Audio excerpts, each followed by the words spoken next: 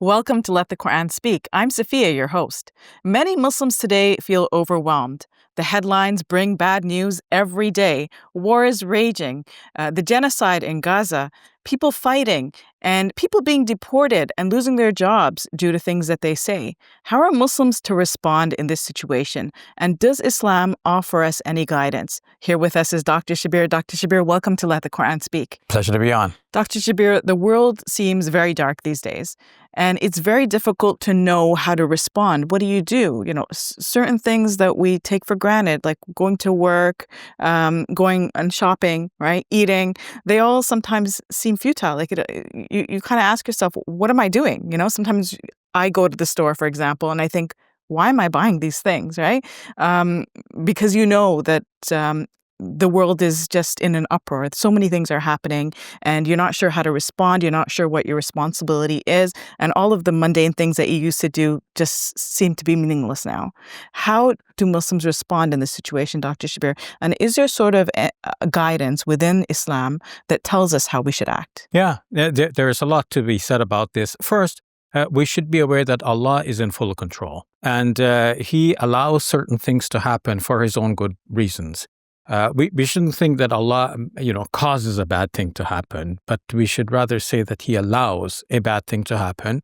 But He is in control of the extent to which that bad thing will take over, and He will, in fact, bring everything back to normalcy when it is right for, according to His schedule and in His knowledge and wisdom. So we should not despair. The Quran tells us, in fact, that despairing is the opposite of belief. Belief means trust. We have faith in Allah that He will restore justice. He will bring everything back to an equilibrium. So why does He allow such bad things to happen? Well, whether we're talking about, the destruction of Gaza and the genocide of the people of Gaza, we are talking about, the war erupting between India and Pakistan. We're talking about the tariffs and the threats to Canada of annexation and the possible inflation, rising prices, and all of that, hard times to come in the future, in the near future at least.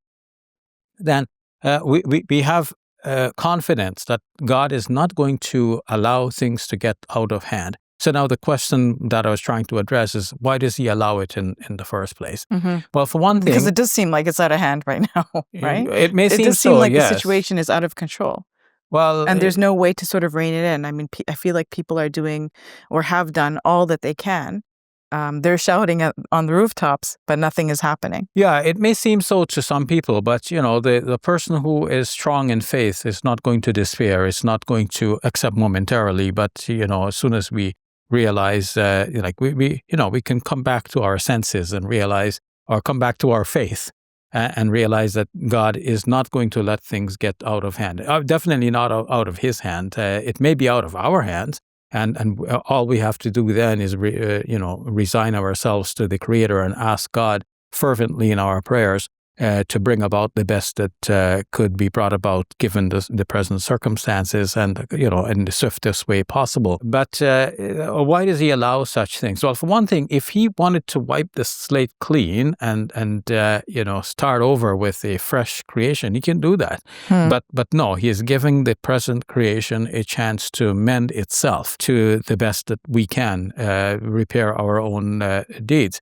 If He wanted, He could have intervened at every moment to stop every bad thing from happening. But if He did that, what would be our role and what would our life be like? There would be no challenge, no threat, and of course, no exhilaration that comes with achievement and accomplishment.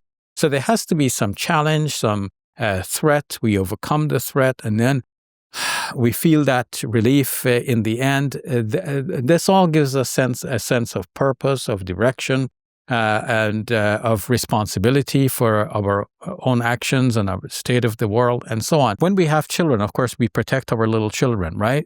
So the children cannot boast that they protected themselves. But as the children get older, they don't want to be protected and coddled all of the time. They want to be able to take risks and overcome their challenges by themselves. And then they feel accomplished. Yeah, we have done something. So we, as humanity on the whole, we need to take responsibility. We cannot be infantile and expect that God is going to do it all for us. So, Dr. Shabir, what is our role in this time? I feel like Muslims are very confused about what they should be doing at this moment. Well, one is activism for sure. Sometimes it does not seem that is going at a fast enough pace in terms of bringing about results, but we have to keep doing it. We're going to do as much as we can and ask God to do the rest.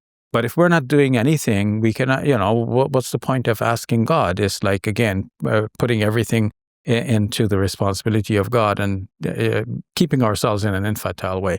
God tells us in the Quran that He created human beings in this life as a test. He created death and life in order to test you. So He's going to test us. And sometimes the test is going to be very severe. And so in one verse of the Quran, it says about the previous believers, tribulations and afflictions took hold of them and shook them. Until the messenger and those who believed along with him said, when is the help of Allah going to come? And then the assurance comes in that verse, Allah inna nasrallahi qareeb.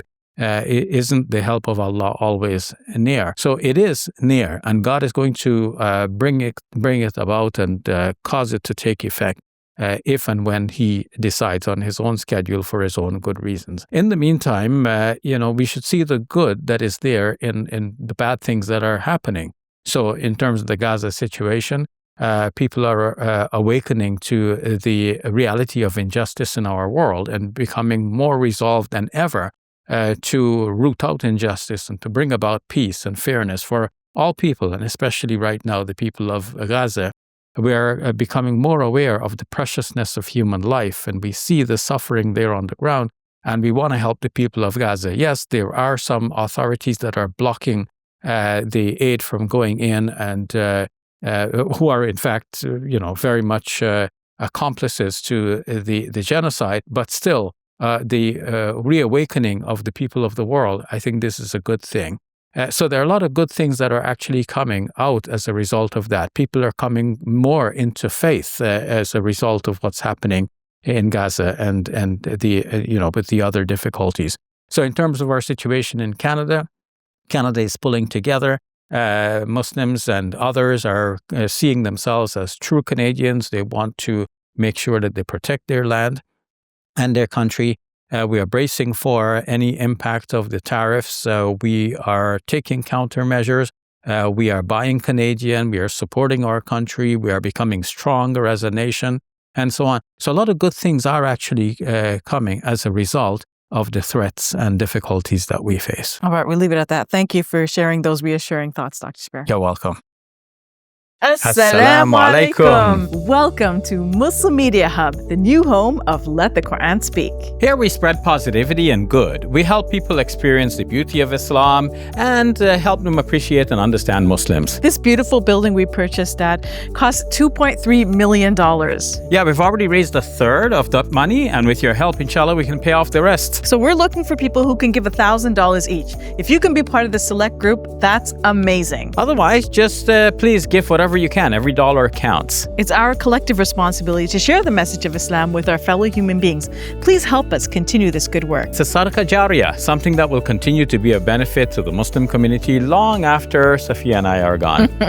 Please support our work at muslimmediahub.com. Your support is zakat eligible and tax deductible. May Allah bless you and your loved ones today and always. Assalamu alaikum. Assalamu alaikum.